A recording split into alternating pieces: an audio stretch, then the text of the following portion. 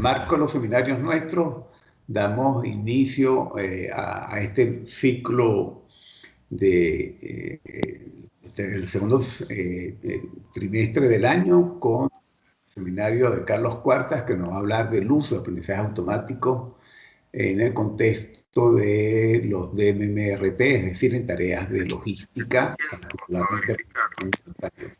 Entonces, bueno, Carlos, de aquí en adelante te dejamos con el espacio este de trabajo. Adelante. Bueno, buenos días a todos. Entonces, el nombre del artículo, la propuesta de investigación se llama Algoritmos basados en aprendizaje por reforzamiento y en la metodología de DMRP para la gestión de inventarios. Como autor estoy yo, Carlos Andrés Cuartas, y como director está José Lisandro Aguilar. Este es un proyecto para optar por el título de Magíster en Ciencias de los Datos y Analítica para la Universidad de AFIT. Bueno, entonces la agenda de la presentación es inicialmente la propuesta de investigación. Vamos a seguir con la motivación, contextualización teórica. Cuarto, metodología. Vamos a ver también resultados y avances que he tenido hasta el momento. Y vamos a terminar con actividades futuras que tenemos para el proyecto. Bueno, entonces inicialmente la propuesta de investigación como objetivo general tiene desarrollar un algoritmo basado en aprendizaje por reforzamiento y en la metodología de gestión de inventarios de DMRP para poder determinar cuáles pueden ser las cantidades óptimas a comprar de un producto y cuándo es el momento óptimo. Ese es el objetivo general. Y el objetivo específico y los objetivos están distribuidos en tres. Entonces, inicialmente es estructurar el problema como un proceso de decisión de Markov basado como tal en la teoría que aporta DDMRP. Un segundo objetivo es desarrollar ya como tal el modelo de gestión de inventarios basado en técnicas de aprendizaje por reforzamiento, en nuestro caso es Q-Learning. Y finalmente evaluar ya como tal el comportamiento del modelo y evaluar pues sus resultados, sus comportamientos y resultados. Bueno, en relación a la motivación, tenemos tres aspectos importantes que nos motivaron a hacer la propuesta de investigación. Inicialmente, digamos que el sector logístico y puntualmente la gestión de inventarios ha sido durante mucho tiempo históricamente un tema de gran interés, dado el impacto que tiene sobre los costos y sobre la eficiencia como tal en los procesos. Y digamos que una de las principales metodologías utilizadas para este fin ha sido el MRP.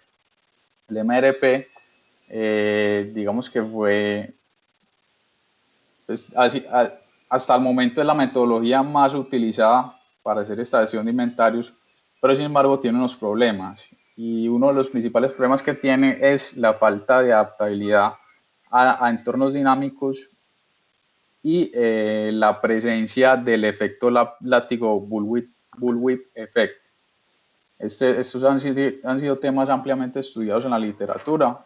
Unos de los más relevantes han sido artículos realizados por los autores Stilmeier y Wemerlo. Sí. Perdón, ¿tienen alguna pregunta?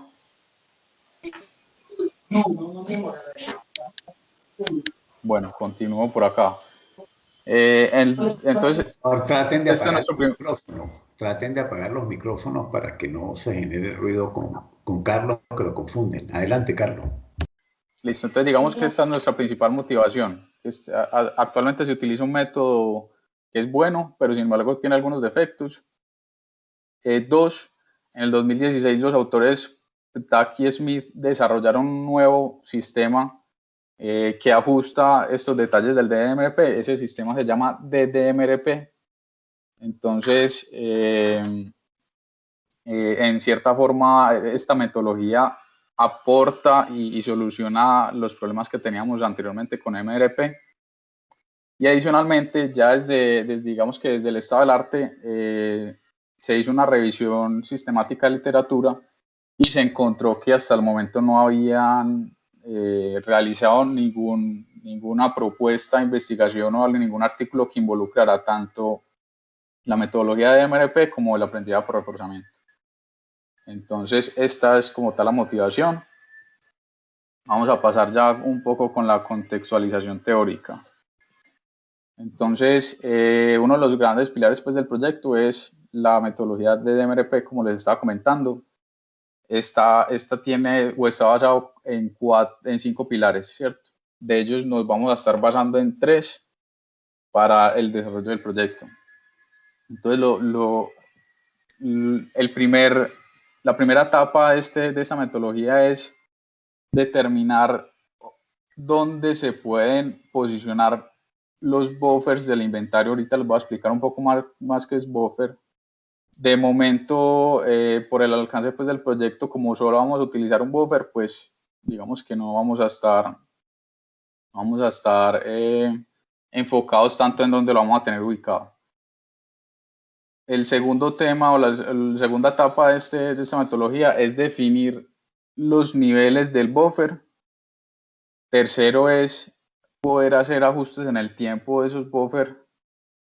Ya lo que sigue es ya una vez configurado como ese entorno, se hace como tal la planeación de la demanda y ya finalmente se hace visible y se divulga la información.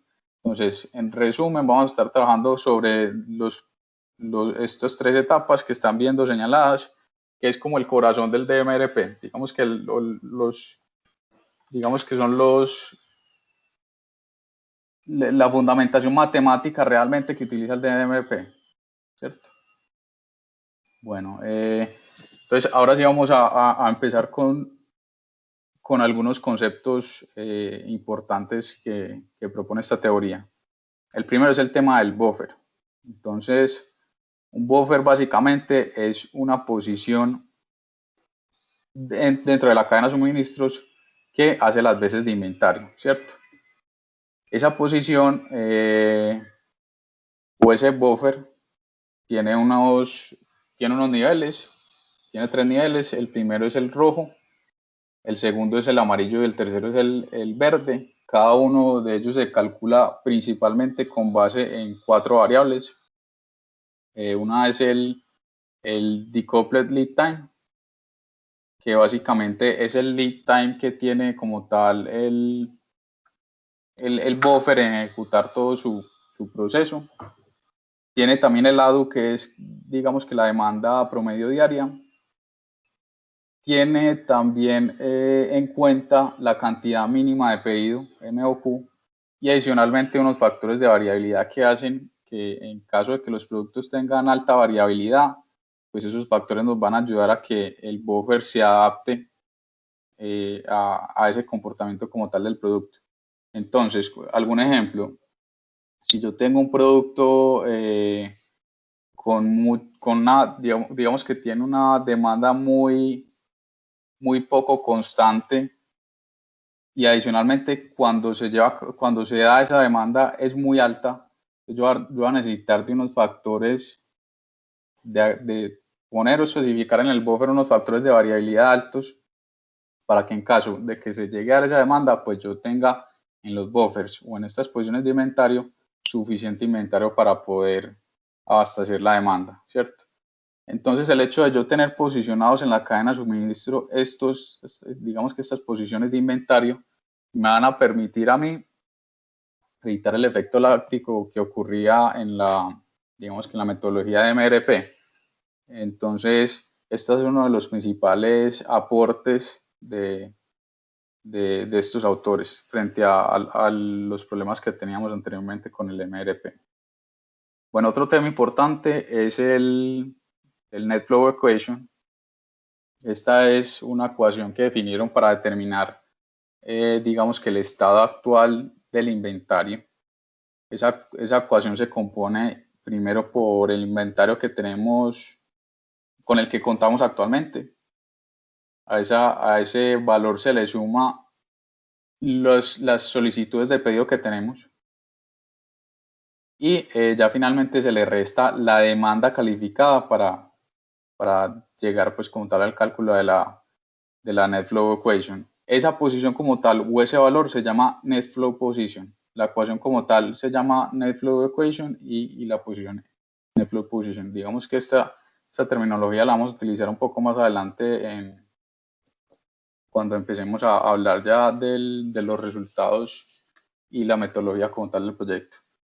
Entonces, acá a manera de ejemplo, no sé si alcancen a ver el mouse, me confirman si no.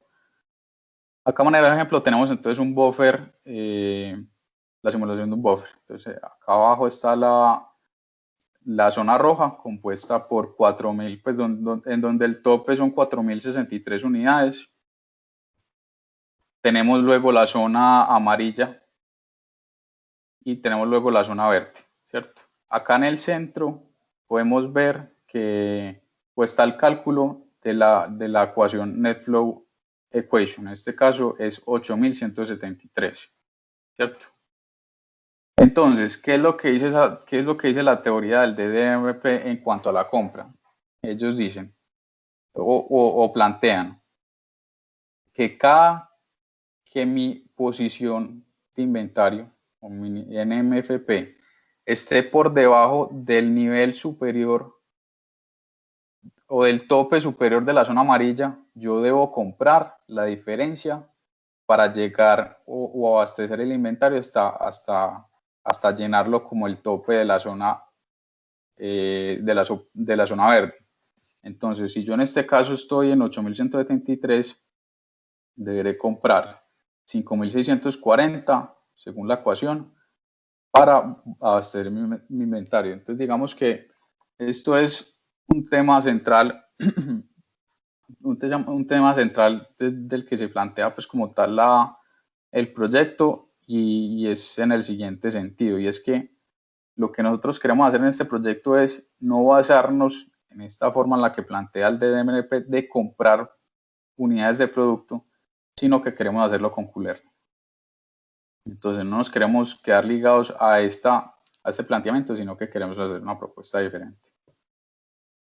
Bueno, ya entramos entonces al tema de cuánto comprar.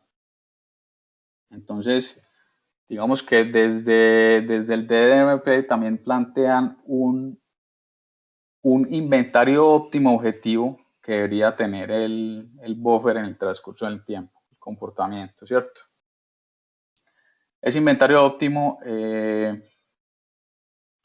digamos que en este caso, pues en este ejemplo, está alrededor de 70 unidades en inventario, y lo que va a hacer el buffer en ese comportamiento temporal es que va a estar oscilando de acuerdo a las unidades que se demanden, de acuerdo a las órdenes de pedido y de acuerdo al inventario de disposición que yo tenga, ¿cierto?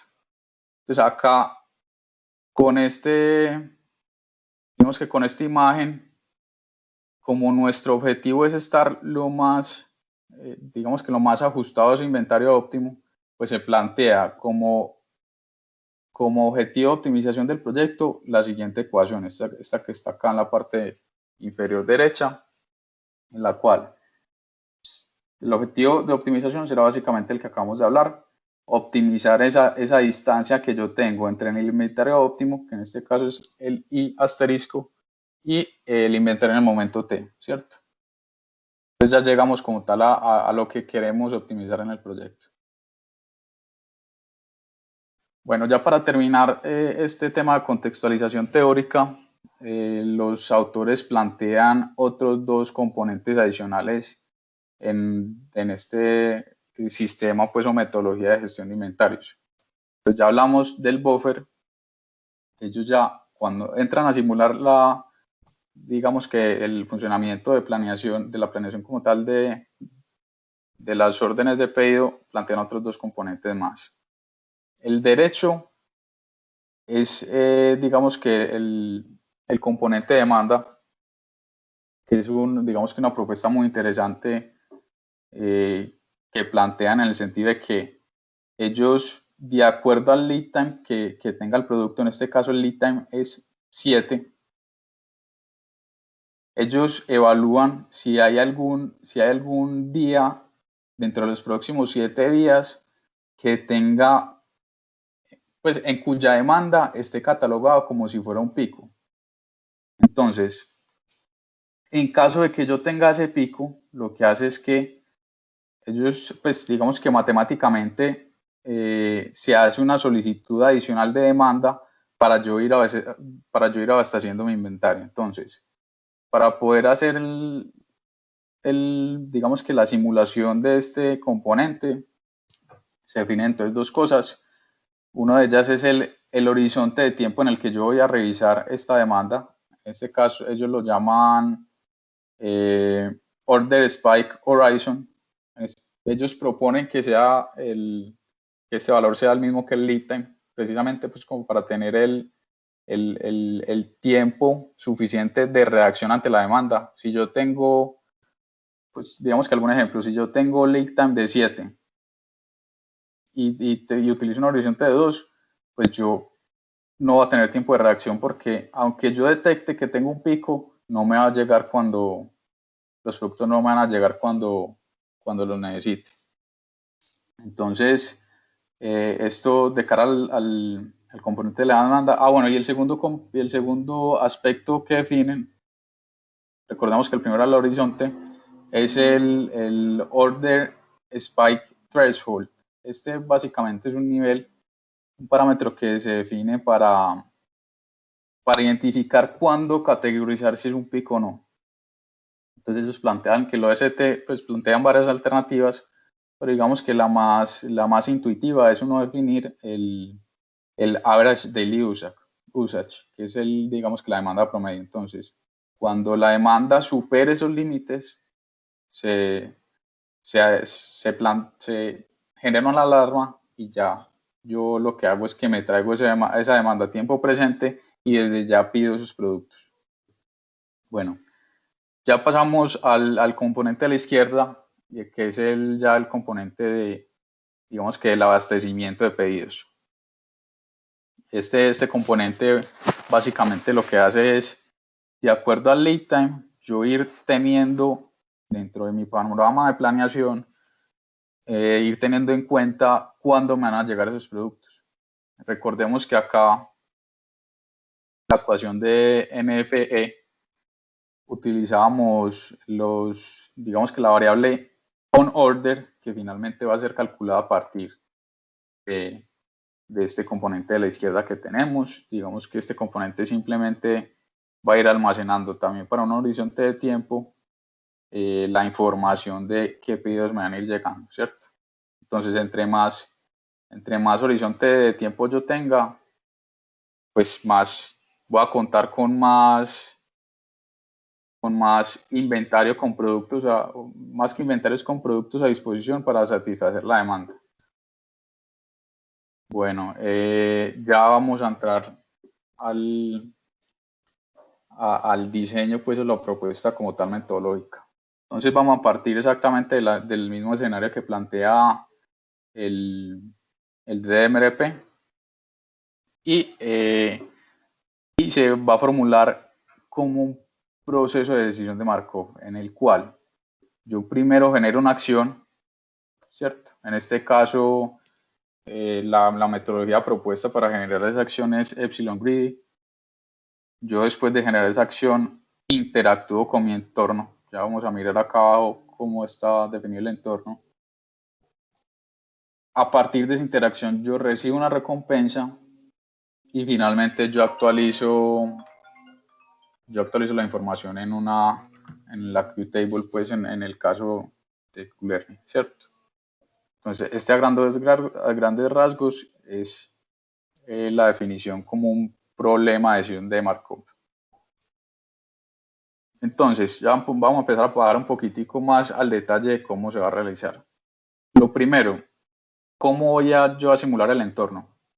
Entonces, el entorno básicamente está constituido como si fuera una matriz, en la cual las columnas representan la información o el estado diario de mi modelo, y en cada uno de esos en cada uno de esos valores, bueno, listo. En las columnas ya sabemos que los días, y en las filas va a estar compuesto por mi estado de inventario actual, definido por la ecuación que venimos hablando de NFP, ¿cierto? Entonces, dentro de cada una de estas celdas, vamos a encontrar no solamente con la información del NFP, sino también con la información del lead time y la demanda que estamos utilizando en ese proceso de simulación. Recordemos que el objetivo como tal del modelo es poder ante un escenario de demanda, ante un escenario de demanda y de lead time, poder definir cuánto es las cantidades óptimas a pedir, ¿cierto? Bueno, seguimos por acá. Vamos a ver cómo están compuestas los componentes del modelo de aprendizaje por reforzamiento. Empezamos con la QTable, que básicamente es un diccionario en Python que contiene la información de los estados que estábamos hablando anteriormente. Adicionalmente tiene para cada uno de esos estados la acción que yo tomé, y para cada una de las acciones y para cada uno de los estados del sistema, pues vamos a tener el valor Q que el algoritmo explore, ¿cierto? Finalmente, pues como cuarto componente del modelo, tenemos las recompensas. Se plantearon básicamente 3 recompensas.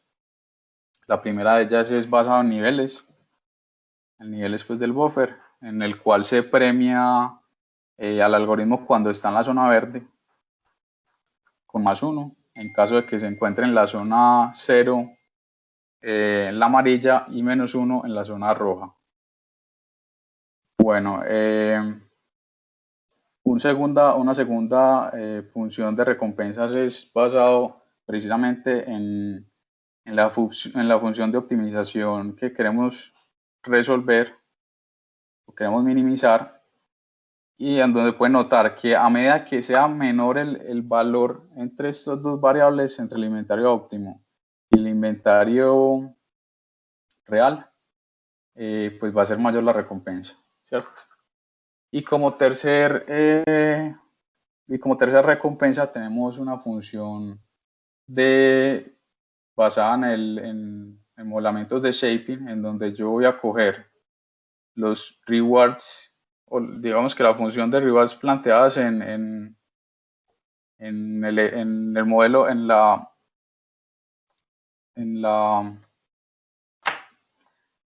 el planteamiento 1, y adicional le voy a agregar una función que me va a premiar en caso de que yo tenga una distancia pequeña también entre estas dos variables, ¿cierto?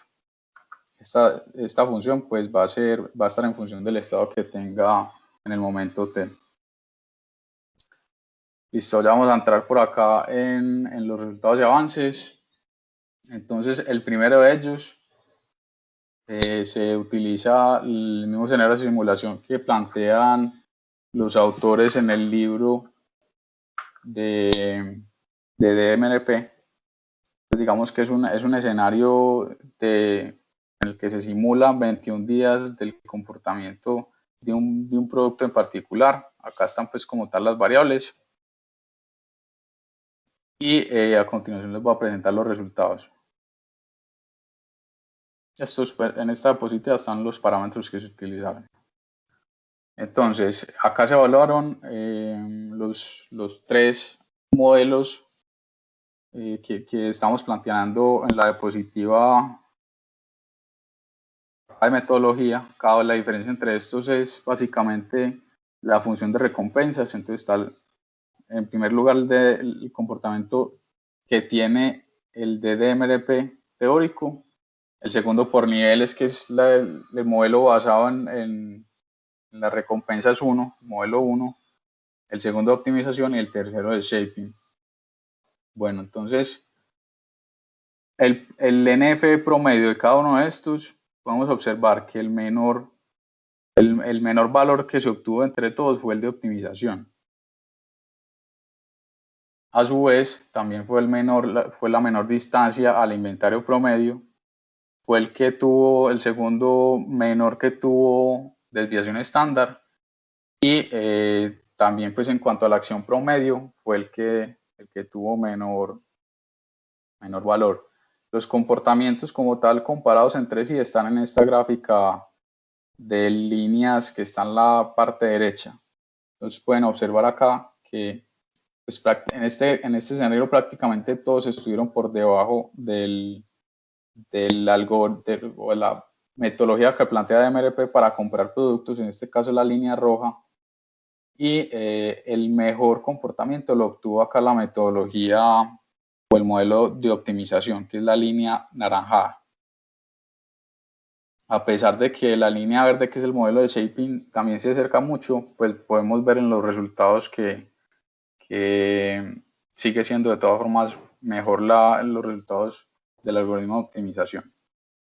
Entonces eso en relación, digamos que a métricas de estadísticas. Ya vamos a seguir con un breve análisis de la convergencia. Acá podemos ver la convergencia de los tres algoritmos en 10.000 iteraciones. Entonces vemos que realmente todos convergen relativamente rápido, digamos que a ese estado óptimo del sistema. Bueno, sigamos por acá. Otro escenario, el segundo escenario que se ha desarrollado hasta el momento es ya en un entorno real y un producto cuyas características son, bueno, acabo de hacer un paréntesis y es, digamos que de cara a la simulación, esta es una simulación teórica que se hizo con base en parámetros del libro, pero acá para este segundo escenario ya en entorno real lo que se hace es que se toman las cualidades o las características que tiene el producto en sus datos históricos. Luego esas características se simulan en ese entorno de aprendizaje por reforzamiento y luego se llevan al escenario real para ver cómo se comportan. Entonces, esto finalmente son los parámetros con los cuales yo estoy entrenando el modelo como tal de aprendizaje por reforzamiento. Pues de este producto se encontró que el inventario máximo llegaba a 6.740. El inventario inicial empezaba en 341. Históricamente la cantidad mínima de orden de pedido era 40. Tenía una demanda promedio de 3, una demanda máxima de 72 y digamos que para efectos de simulación se definió como horizonte de tiempo 7 y pues, basado en la teoría del DDMRP y adicional un order spike threshold de 3, basado también en los resultados que se obtuvieron del lado. Entonces, podemos ver acá en la demanda que es un producto que es muy variable, y adicional no es muy constante. Entonces, tenemos días en los que tenemos unas solicitudes de pedido muy pequeñas, tenemos días muy altos, solicitudes de pedido muy altas, y también tenemos días en los que no se hacen solicitudes de pedido. Los resultados en este escenario, pues digamos que dieron mejores para el caso de la metodología de MRP, aunque es algo, digamos que aunque sigue siendo, aunque nuestro benchmark es ser mejor que el de MRP, les voy a explicar por qué también son resultados positivos. Entonces, en este caso, pues digamos que a grandes rasgos vamos a ver que el de MRP se comporta mejor, tiene NF promedio menor, distancia a la línea óptima menor, desviación estándar menor y una acción promedio muy parecida al de optimización, en la cual en promedio hace una solicitud de pedido de 2,16 frente a una de optimización de 2,21. Entonces, ¿por qué a pesar de que sigue siendo, pues hasta el momento en las simulaciones que hemos hecho, aunque es mejor de MRP, porque sigue siendo resultados positivos? Ya les voy a mostrar acá en estas gráficas. Entonces, acá podemos observar en la gráfica de resultados del escenario 1 el comportamiento del modelo de optimización en azul claro, el comportamiento del modelo de compra teórico de MRP en verde, el tope de la zona amarilla en naranjado y el inventario óptimo en azul. Entonces, vean acá la particularidad. Este realmente es un escenario muy exigente para el algoritmo porque, adicional a lo que estamos hablando de la demanda, observen que empezamos con el nivel 0 de la posición de inventarios. El NF óptimo, observemos que está, en este caso, no está por los lados de 20. Acá no lo dejé el valor, pero está por los lados de 20. Y el tope de la zona amarilla está alrededor de 45. Pero entonces, observen que nuestra cantidad mínima de pedidos es de 40. Acá me adelanté. Entonces, realmente, casi que para yo poder, yo con que compre, con que haga una sola solicitud de pedido, ya me estoy pasando de todos los niveles que yo tengo acá definidos en el nivel óptimo y en el nivel de tope amarillo. Entonces casi nunca voy a estar sobre el nivel óptimo, por lo que les estaba contando, porque con solo una solicitud de pedido ya me estoy poniendo por encima de todos, ¿cierto? Entonces, en este caso casi que coincide que para la metodología propuesta por DMRP coincide que su política o su nivel objetivo es muy cercano al nivel óptimo, algo muy diferente a lo que teníamos en el primer escenario. En este caso observen que yo acá tengo el nivel óptimo. Bueno, acá en el gráfico no lo podemos observar tan claro. De pronto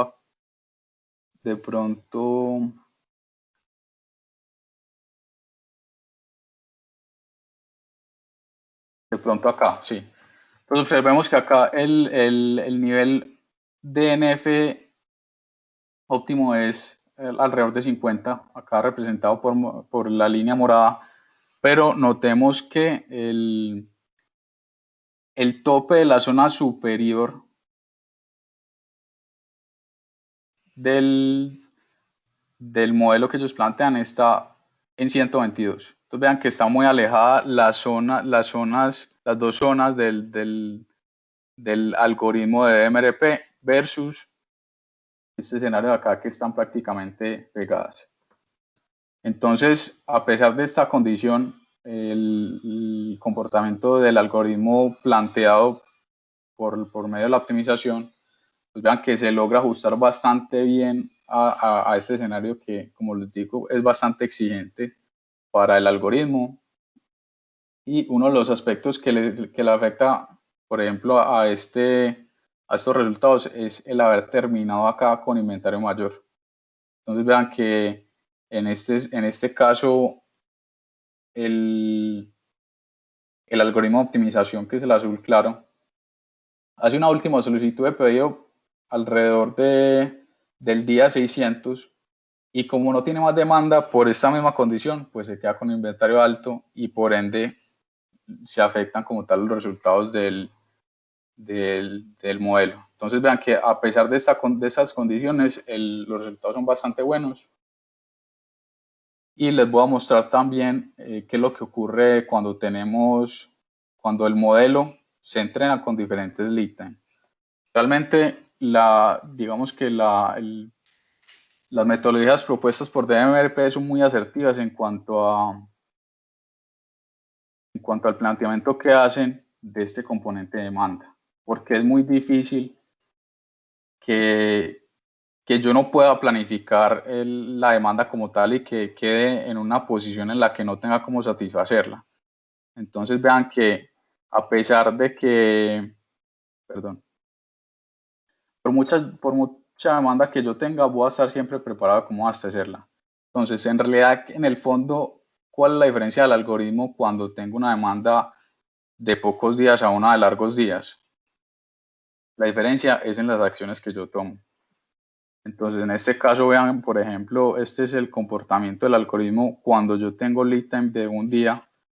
Entonces, vean que las acciones por lo general son más pequeñas a uno en el que yo tengo, por ejemplo, un lead time de 38 días, en el cual a mí me toca abastecerme con mucha más anticipación, por ende las solicitudes de pedido son más grandes, ¿cierto? Bueno, ya finalmente pasamos con actividades futuras. En este momento el algoritmo tiene varios aspectos a evaluar y a mejorar. El primero de ellos es poder aplicar este modelo en otros escenarios diferentes de productos y centros de distribuciones. Se quiere también evaluar de pronto alguna posible métrica alternativa de evaluación de rendimiento de los algoritmos.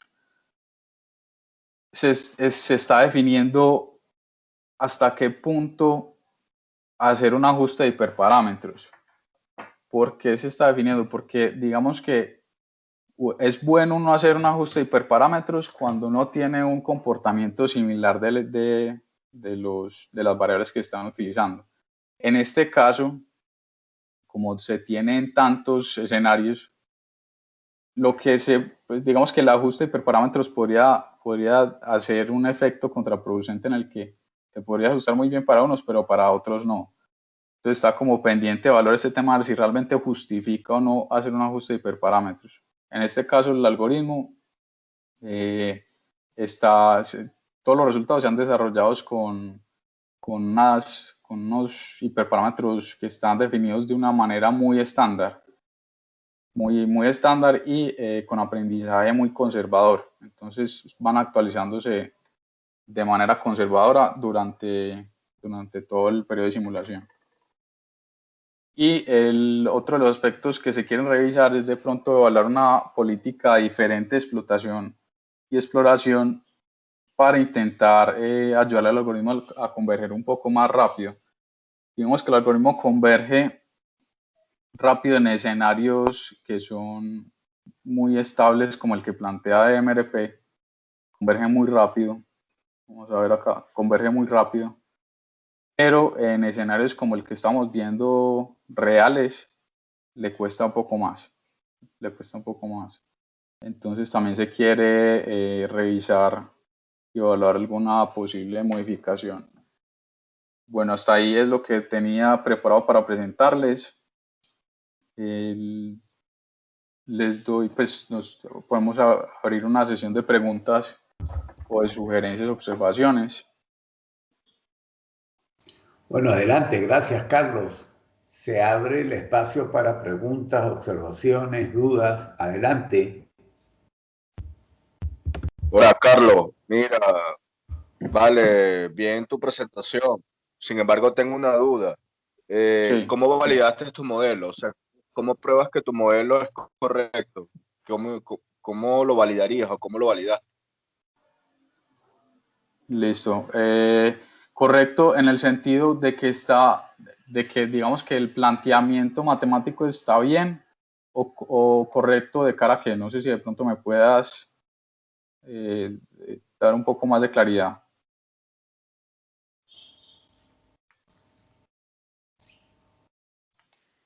Aló. O sea, ¿alguien podría confiar en tu modelo? Ah, ya. ¿Qué tan confiable es? Sí, o sea, ¿cómo cuantificas eso? ¿Cómo lo demuestras a alguien que es válido? Listo. Digamos que en este momento, como se está hablando el modelo, es con estas métricas de acá. Entonces, uno, viendo cuál es su comportamiento en el tiempo. En azul, lo que está mostrando es las decisiones que él toma. Entonces, entre más yo me acerque a mi nivel de inventario óptimo, mejor es, ¿cierto? Entonces, ese por un lado, es en cuanto a visualización de las acciones que está tomando el modelo, que es el objetivo final que tenemos. Que yo pueda tomar mis acciones óptimas en la medida, y bueno, y esas acciones eran óptimas en la medida que yo me acerque más a mi inventario óptimo, ¿cierto? Entonces, digamos que el comportamiento o el panorama completo lo podemos ver en esta gráfica de de simulación o de resultados de toma de decisiones del algoritmo. Y por otro lado, se tienen definidas ya digamos que algunas métricas estadísticas. Eso es lo que se tiene hasta el momento. Ok. Hola Carlos, por aquí Marcel. Hola Marcel, Mira, contame. Carlos, una pregunta que te iba a hacer. Sí, Cuando tú hablas de inventario, el inventario abarca muchos productos. Cuando sí, hablas de óptimo, hablas de un óptimo dinámico que puede cambiar en el tiempo y aparte de eso, cuando hablas de inventario óptimo, ¿cómo haces para diferenciar los diferentes tipos de productos que pudieran haber en una empresa o en un almacén? perfecto. Perfecto, esa pregunta es muy interesante. Mira, me voy a volver a esta diapositiva en la que se planteaban los estados. El objetivo final del algoritmo es que pueda, de acuerdo a los estados que él detecte del producto, pueda determinar la acción más óptima o que mejor le convenga. Entonces, nosotros digamos que a pesar de tener una gran variedad de productos, lo que se pretende hacer es obtener las cualidades de esos productos para yo poder, de acuerdo a esas cualidades, determinar cuál puede ser esa acción óptima. Entonces, a pesar de que yo tengo muchos productos, yo voy a tener grupos de ellos en los que yo tenga, en este caso, vamos a ver, por ejemplo, acá, los que yo tenga una demanda promedio diaria similar, voy a tener productos en los que yo tenga lead time similar y voy a tener productos en los que yo tenga, digamos que una solicitud de demanda también similar, ¿cierto? Bueno, eso ya realmente está incluido dentro del lado. Entonces lo que se pretende es pues yo como algoritmo aprender cuál es el comportamiento, cuál es la mejor acción que yo puedo tener de cara a esas características, no de cara a un producto. Digamos que esa es la respuesta a tu pregunta. Es de cara a las características de los productos, más no a un producto puntual como tal. Acá no se pretende desarrollar un algoritmo por producto, sino un algoritmo que, de acuerdo a las características de los productos, yo pueda tomar una decisión. Y esas características están dadas por los estados. Que hablamos por acá. Se me perdió. Yo estaba por acá. ¿Qué es? El inventario que tengo, el ítem del producto y la demanda.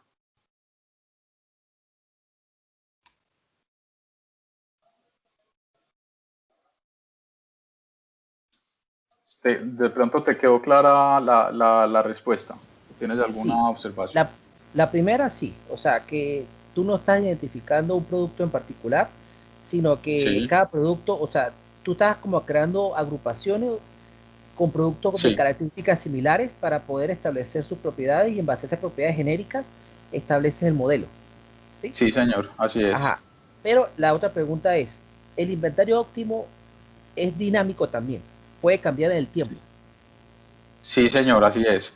El inventario óptimo, vamos a ver, esa fórmula no la incluí en la presentación, pero el inventario óptimo también se mueve, te voy a explicar cómo funciona.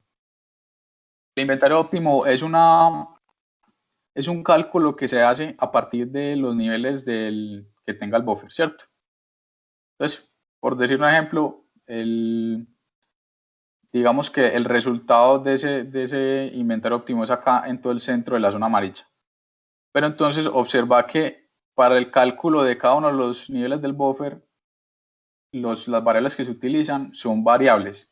Mira, por ejemplo, el caso del ADU, de la Daily Usage. En caso de que yo tenga periodos de tiempo en el que se incremente esa variable, pues lo que va a hacer es que esta zona se va a abrir un poco más y por ende también se va a ajustar el inventario óptimo. Entonces, para cada día en particular, si las variables se mueven, ese inventario óptimo también se va a mover. Chévere, perfecto. Gracias, Carlos. Con gusto. Bueno, ¿algún otro comentario? Yo tengo otros, varios, pero Yo si hay tengo algún... solo, sí, yo tengo Dale. dos. Hola, Carlos, habla Eduardo. Hola. Hola, Eduardo. Uno es si en algún momento usted hizo una corrida donde el algoritmo de optimización estaba por encima del DDMRP, si encontró algún resultado así, o siempre Sí. estuvo próximo, ¿sí? Sí, mira, te cuento, Eduardo. Por lo general, cuando uno empieza, inclusive, vamos a ver, este es un caso, vamos a ver este que está un poco más grande. Por lo general, cuando uno empieza la etapa de entrenamiento del modelo, si tiene muy pocas operaciones, como por el componente exploratorio, por lo general, el modelo se sube por encima del modelo teórico, ¿cierto? Pero hasta el momento, con los resultados obtenidos, a medida que yo le aumento esas iteraciones de aprendizaje, a medida que avanza el tiempo, empieza a bajar y se empieza a acercar sobre el inventario óptimo. Entonces, esa es como mi respuesta, sí lo he tenido, pero con el tiempo se ha logrado ajustar. Ok, y una observación o comentario con respecto al análisis de los hiperparámetros y el análisis que hace del modelo en función de estos clústeres y características genéricas que trata de alguna manera de englobar todos los productos. Yo consideraría que sería bueno pensar, por ejemplo, en correr un hilo un poco más específico, muy próximo al producto o al comportamiento, la naturaleza del producto, a partir de ese modelo macro, porque efectivamente eso, esa generalidad de pronto pues castiga algún producto en particular que puede estar dándose ahí en los resultados. Sí, realmente, o sea, digamos que es una observación muy válida, pero también lo que no se quiere es que se vuelva una solución a la medida de un producto. Entonces, si se tomara como tal un producto, lo más probable es que yo me pueda ajustar mucho más a esas acciones óptimas, pero digamos que en términos prácticos de llevarlo a un entorno real, de pronto queda muy limitado. Sí, claro, pero que se pueda instanciar, me refiero, por ejemplo, que ese modelo se pueda de alguna manera instanciar bajo algunas otras 2, 3 parámetros más propios de ese producto, que él pueda afinarse un poquito más a todo el comportamiento del inventario. Sí, ya te entiendo. Es que realmente las cualidades con las cuales nosotros estamos haciendo esa segmentación o agrupación de productos, realmente, a pesar de que el estado se compone por 3, realmente el agrupamiento está dando por 2, por la demanda y el lead time. ¿Por qué? Porque el NF, digamos que lo da la misma simulación, es el inventario que tengo en determinado momento. Entonces, realmente la agrupación la estamos haciendo por estas dos y me parece muy válido tu comentario de poder considerar una condición adicional para yo poder segmentar un poco más en detalle digamos que los productos como tal. Ese es tu comentario. Sí, claro, que permita, porque por ejemplo, la temporada del año, en diciembre, no sé qué, o sea, puede haber alguna propiedad adicional que vaya a permitir darle una mejor predicción a ese producto. A partir del modelo macro, obviamente, manteniendo estas características, pero que a la hora de correrlo, él diga, bueno, estoy sobre este producto, incluyo esta nueva propiedad y hago mi predicción. Sí, me parece, muchas gracias. Muy, muy válido tu comentario. Listo, muchas gracias. Bueno, Eime, te voy a hacer comentarios porque tengo que terminar a la hora exacta. Entonces, me voy a parar en lo más relevante. Hay otros que después los ves con calma, pero lo que más me interesa son los siguientes. Hay que hacer una simulación donde se vea para el efecto látigo el comportamiento de nuestro modelo contra el comportamiento de RMP. Ese efecto, como en el nuestro es manejado con respecto a ese, porque es una de las virtudes del de RMP. Entonces es importante tener un caso de estudio donde podamos ver eso en particular, ¿oíste? Sí. Lo otro es en las láminas. Dejas claro el planteamiento de esa función, sobre todo en la lámina 7.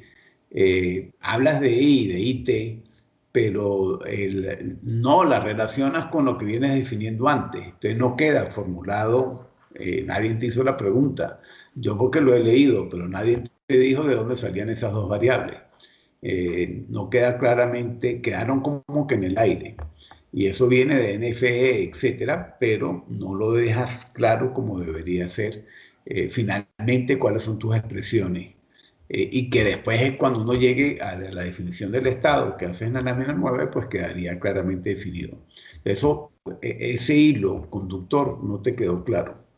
Nadie te hizo la pregunta, pero no queda claramente definido. Lo otro es a quién estás, porque hablas de un modelo base, pero lo que teníamos era, no, supongo que el modelo, yo estoy suponiendo que el modelo base es el de por niveles, porque Sí. en ningún lado lo dices explícitamente.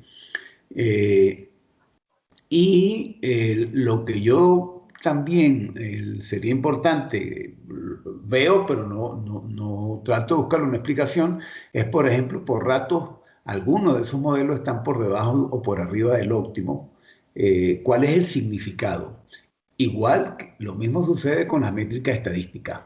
¿Cuál es el significado? ¿Qué significa que el promedio sea tal? Que ese promedio del NFF con respecto al óptimo, lo alejado, ¿no? ¿Qué significa? Es decir, que esas métricas estadísticas, la pregunta te la hizo de alguna manera Alberto. ¿Cómo yo lo evalúo? Estos valores tienen un significado, una interpretación que no la hiciste. Y esa interpretación tiene que ver con la calidad del modelo. Es a la luz de esa calidad que importa verlo, sobre todo porque abajo, fíjate que en la curva, en la lámina 12, hay algunas que quedan por debajo del óptimo y por ratos por arriba. ¿Qué pasa si tienen mucha desviación estándar o no? Todo eso tiene un significado importante que considerar. Entonces, esa interpretación es muy importante y sobre todo los casos que me están quedando por debajo del óptimo o que oscilan por arriba, por abajo, qué significa, si es pequeño o si es muy grande. Esos detalles no los discute. Lo otro también es que la explicación entre la diferencia entre el caso estudio 12 y 13 es cómo se comporta el espacio, pues, entre el TOI y el óptimo, ¿no? En cada uno de ellos. Eso también lo tienes que interpretar. ¿Qué pasa cuando es muy grande? ¿Qué pasa cuando es muy pequeño? Porque de alguna manera está afectando el comportamiento en un caso, cuando era muy grande se comportaba mejor una técnica y en el otro la otra. ¿Por qué? Incluso en el caso de la 13, que solamente lo probaste con el de optimización, no hubiera sido malo probarla con las otras porque capaz tenían un comportamiento que era mejor, porque las otras se seguían por otras cosas, se seguían por seguir el óptimo. Entonces, quizás, por ejemplo, R1 puede llegar a tener un comportamiento interesante en este caso. De todas maneras, eso viene también dado por esa interpretación de esos anchos que se están dando. Finalmente, en el caso de LT, ahí hay una interpretación que hacer, porque eso tiene que ver con ventanas de tiempo. Entonces, yo no sé si LT igual a 1, yo me hubiera movido, bueno, pudiste haber dejado el LT igual a 1, pero yo me hubiera movido también en un periodo más amplio, uno y otro más amplio, a ver qué sucedía. Y las láminas no ayudan mucho para interpretar la calidad. La acción tomada, pero a partir de la acción tomada, ¿qué puedo yo valorar? ¿Qué tan bueno es el modelo en ambos casos a partir de esa acción tomada? Ahí hubiera sido bueno que hubieras usado métricas como usaste antes, que le permitieran a uno definir claramente a partir de las métricas el comportamiento de ellos. Eso a grosso modo, tengo, ya te digo, varios comentarios de estilos, de cosas, pero bueno, eso están en la presentación. Estas son los que más me gustaría resaltar. Lo otro es con el tema de hiperparametrización, ciertamente que ese es un problema, porque yo voy a tener muchos productos y casi que cada producto va a tener su comportamiento distinto. Entonces yo puedo hacer una optimización para ese producto en específico. Sí. Entonces, para ese producto yo podría hacer un ajuste específico y ya. Yo no sé si es a eso que te referías o no, porque ahí o que querías generalizar. Eso por Sí, un lado. sí, Y por otro lado, con el respecto a las métricas alternativas, básicamente aquí te has apoyado mucho con las estadísticas que tienes allá. ¿Qué otras métricas estabas pensando? pues por ejemplo, en términos de, pues también estadísticas, he visto unas que